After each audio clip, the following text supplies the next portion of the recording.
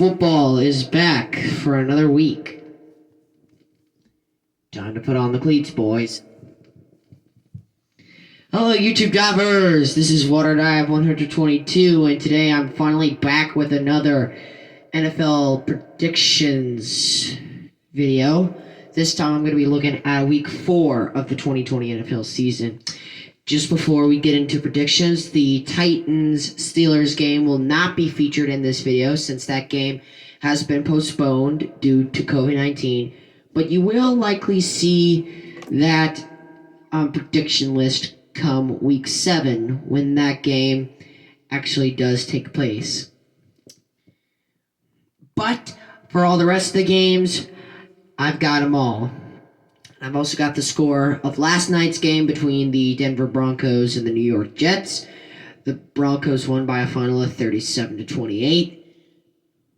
Jeff Driscoll is apparently out. So, yeah. Pretty easy win for the Broncos. Jets fall to 0-4.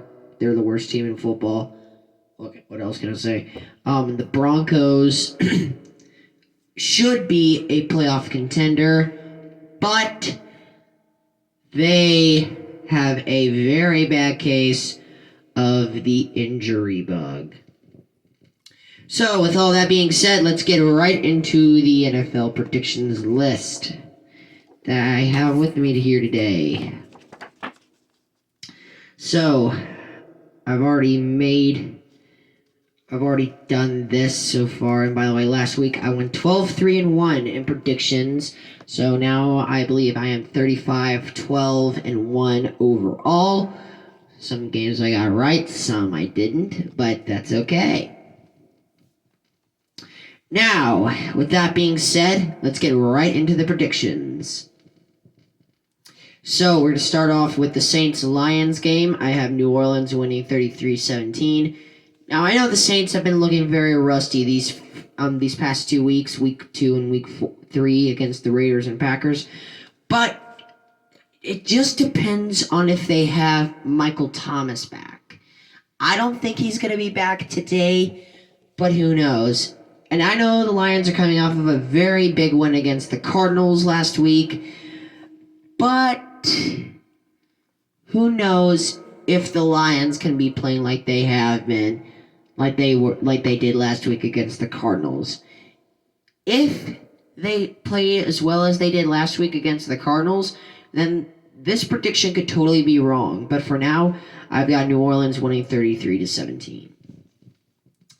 Then we have the Chargers and the Buccaneers. I have Tampa Bay winning 28-14. They just flat out blew out the Vessels last week at Denver. The Chargers are coming off of their second consecutive loss. Rookie Justin Herbert has yet to get a win. We'll see how it goes. But for me, I'm going to say Herbert still remains winless. Next up, we got the Jaguars and the Bengals.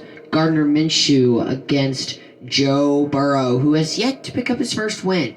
The Bengals are coming off of a tie last week against the Eagles, and the Jaguars are coming off of a very, very, very bad loss against the Dolphins last Thursday night. And I have the Bengals beating the Jaguars 33-24, Joe Burrow finally getting his first win. Here are a couple more quick scores. Vikings and Texans. I have the Vikings winning it 24-21. Seahawks and Dolphins. I have the Seahawks winning 34-10. Browns and Cowboys. I have the Cowboys winning 35-23. Next up is the Arizona Cardinals and the Carolina Panthers. Panthers are back at home for the first time since opening day. They have definitely they're definitely hurting with the loss of Christian McCaffrey, but needless to say, last week they played pretty well without him. That was against a very stingy Charger defense. This time they're going up against a very, very mediocre defense, or at least a mediocre defensive line. But they do have a good secondary, which I think is going to be hard for the Panthers to throw on, but we'll see. Chargers had the best secondary in the league, and the Panthers threw all over them, or something like that. Teddy Bridgewater threw for over 260 yards on that secondary that the Chargers have. Needless to say, the Panthers finally got their first win of the season, breaking that losing streak that started in Week 10 of last season.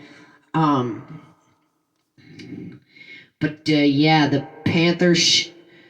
Panthers should be fairly competitive this game, but I have the Cardinals winning 27-24 because of that lethal and dangerous offense that they have against a very inexperienced Panthers defense, even though they have been looking pretty darn good these past couple of weeks.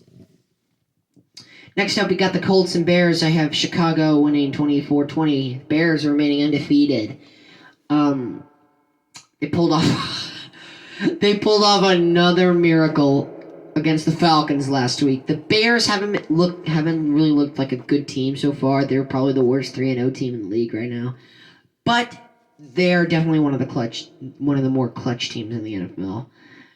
And that's why I have them over Phillip Rivers and the Indianapolis Colts, but who knows. Moving on to the Ravens and Washington football team. I have Baltimore winning 37-6. Easy bounce back for the Ravens, even though they got totally embarrassed on Monday night by Patrick Mahomes and the Kansas City Chiefs. You'll hear about them in just a second. Next up, I got the Giants and Rams. I have the Rams winning this one 48-21.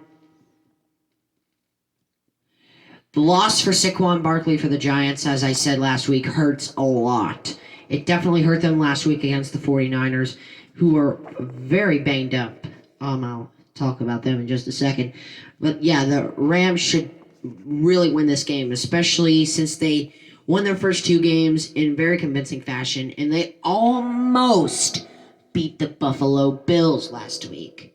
Almost made them look like a 28-3 joke like the Falcons did in Super Bowl 51, but who knows. Next up, I have the Patriots and Chiefs. I have the Chiefs winning by a touchdown, 33-26.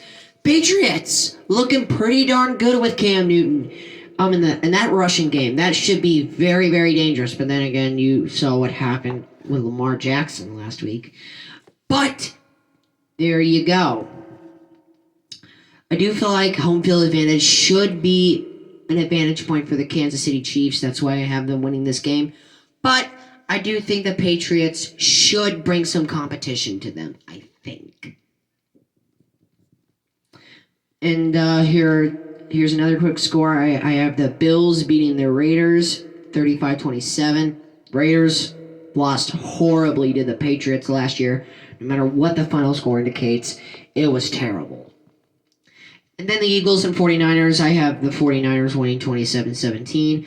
I don't think the 49ers should beat the Eagles as bad as they beat the Giants and Jets on these past 2 weeks. But I do think the 49ers should definitely win this game.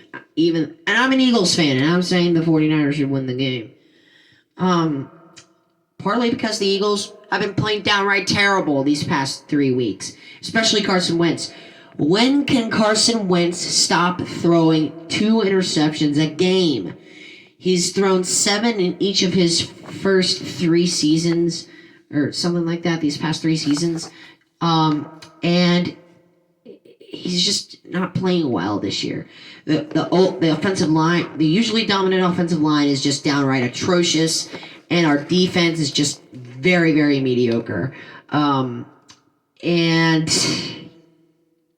needless to say, I think the 49ers should score less points than they did against the Giants and Jets, but more points than they did in their opening loss against the Cardinals. So I have the 49ers winning by 10 points. No surprise there. And then finally, the Monday Night Football game, the Packers and the Falcons. Or should I say the Atlanta Chalkins. Falcons fans are probably going to kill me, but I don't care. The Falcons are the first team in NFL history to blow 2 15-point fourth quarter leads in a season, and they've done that back-to-back weeks against the Cowboys and the Bears. Seriously, Falcons, when are you going to get rid of Dan Quinn? He's no good for your team. No good. Just no good. Just fire him. Just fire him. All right, so I have the Packers winning easily 45-17 over the Atlanta Falcons. Rematch of the 2016 NFC the 2016-17 NFC Championship game. But this time it's in Lambeau Field.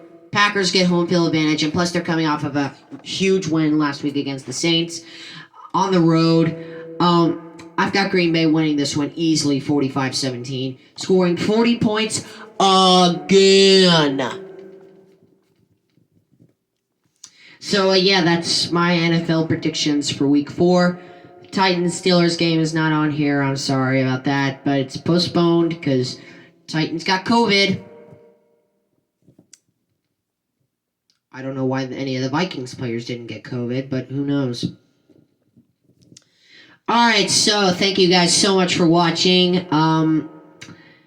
Yeah, this has definitely been a heck of a week of football these past couple of days. Overall, I think this should be a good week, another great week of football. As I said in the intro, time to put on the cleats, boys.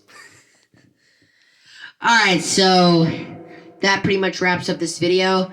And, yeah, thanks for 21 subscribers. I'll be working on my music studio tour very, very soon. Thank you so much for watching YouTube Divers. This is WaterDive 122 signing out, ready to dive into more fun on YouTube. Thanks for watching.